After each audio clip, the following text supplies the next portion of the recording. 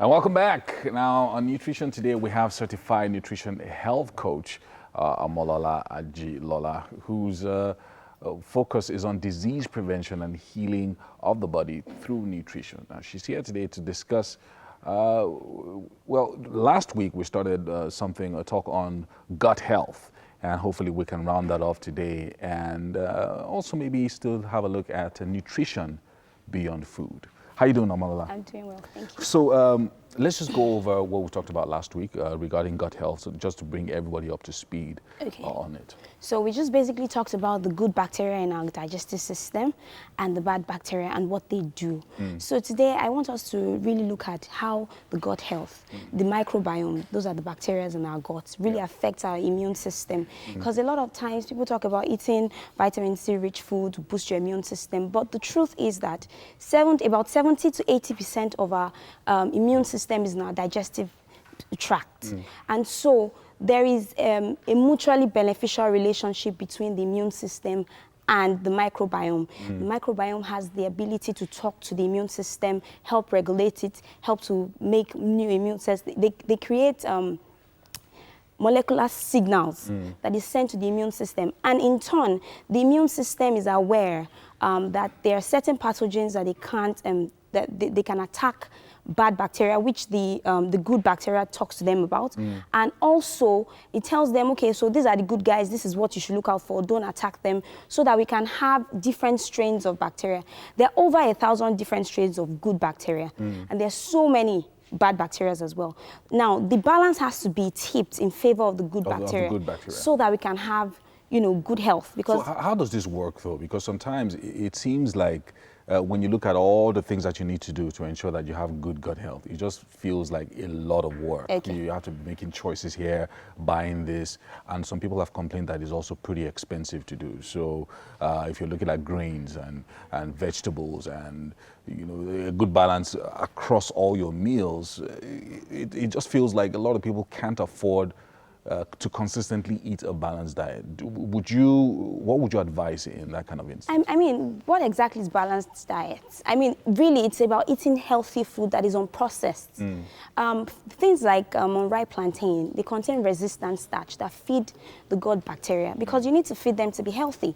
It's an ecosystem. They have a life. They do things, so they need to be fed so that they can feed us. They create numerous minerals and vitamins for us and all of that. So what happens is that for us to have good gut health, we have to remember 4 things. We have to repair, we have to remove the offending foods, or foods that are inflammatory in nature. Can you just mention one or two? Gluten, wheat, gluten, soy, dairy, things like that. And they're also inflammatory in nature. They're inflammatory in nature. They're also foods that are inflammatory to individuals that are not generally considered inflammatory. So you need to find those foods that upset your body and cause inflammation in there. And then you need to now replace those foods with healthy options. And people talk about expensive. You can buy in bulk, like buy in bulk and storing it. Just stick to things that are natural, homemade. You can control the things that you're putting in there, eat a lot of greens, and then you need to now re-inoculate your body with good bacteria, because it's difficult to get good bacteria from just doing stuff. But bad bacteria you can introduce to your body by just touching your mouth.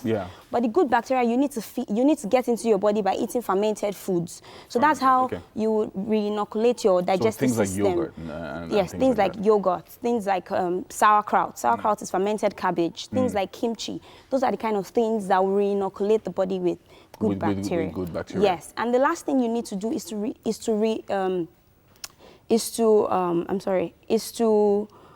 repair. How do you repair the digestive system? What happens is that when we assault our digestive system over time, it begins to have something called leaky guts. It means there are holes in the digestive system, and that allows food particles that haven't been properly broken down to enter into the bloodstream, pathogens, toxins to get into the bloodstream, and the immune system is constantly aroused to attack it. And that's why we're having a lot of cases of autoimmune conditions where the immune system is attacking itself. Is that the result of loading up the system with too much bad foods, or what causes these leakages? The leaky gut is as a result of having an imbalance in the microbiome. When the bad bacteria outweighs the good bacteria, you then have a leaky gut. You then have a leaky gut, because that assault and the kind of foods that we eat doesn't help the digestive system to repair, to recover. And so we keep assaulting it, and before you know it, there are holes in there. And that's when all the problems start to I want us to talk about something that is, because a lot of people, especially in Nigeria here, we jump on trends, Yes. you know, so people talk about intermittent fasting, people talk about keto diets and things like that. I like trends. They're nice to read on the internet, but when people then put their whole lives on it, does this affect the immune system, like you're saying? Like people just going days without eating or eating just one particular thing? Okay, so intermittent fasting has actually been proven by research to be very, very healthy for us. Because what happens is that your body gets into a stage called, and begins to do something called autophagy. That's when the cells, your body starts to, instead of creating more cells, it's like when you eat so much food, there's a lot of party going on. Your cells are like, oh, let's divide. There's plenty to go around. Let's just keep celebrating and getting bigger and getting more. And what happens is that in that process, we begin to create cancer cells. But what happens when you fast is that your cells are now saying, we don't have a lot, so we need to try and repair the ones that we have here and try to make it work. And that's why fasting is good. And then, you know, there are tumors in our bodies that our immune system can't see. One of the things that fasting does is when you fast and you take like a digestive enzyme, it helps to really target those, because tumors, for instance, like fibroids, they grow a covering, a protein shield that makes it impossible for the immune system to see it. So the immune system is just passing by and not seeing it. So what happens is that during that fasting period, it breaks it down. Your body is able to eat up all of those because they are trying to conserve. So fasting shouldn't be a trend. It should be something that we do from time to time just to preserve our health. And when it comes to trends, generally, I always tell people, nutrition is very vast, and there are over 100 dietary theories out there. But you have to always understand the concept of bioindividuality. Nutrition has to be bioindividual. So if somebody you hear people say, I'm on keto diet and it's working for me. Somebody says, oh no, I'm not doing well on keto diet. Some people say, oh, the vegetarian diet is fantastic for me. For some people, it doesn't work. So you have to find what works for you.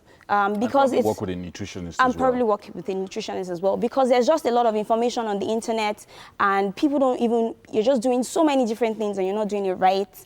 And so just understand that your body is different from somebody else's body, and that's why our makeup is different. Therefore, even if you put two people in the same situations, you feed them the same things, you expose them to the same toxins, even if they get sick, they most likely will have different conditions because we are different. Yes. Right. This is amazing, Omolola. I mean, you're talking to us about stuff that goes on in our bodies that we're not even aware of. And hopefully someone is listening and they're getting, you know, good information about what they can do to protect themselves. It's really their gut health and grow good bacteria instead of the bad. Can I say one more thing? Yeah, just one more thing. Before we go, the gut is the most important aspect of health. Every part of our body is connected to our brain. The gut is actually the second brain because we have nerves terminating coming from the brain to the gut that terminates there. And so there's a lot of back and forth between the gut and the brain. We have to go now. I know that there's a lot that there's a lot to say. Squeeze in there, but maybe next week we'll start rounding off Thank you for what having we're talking me. about. Yeah, so good to have you on the show.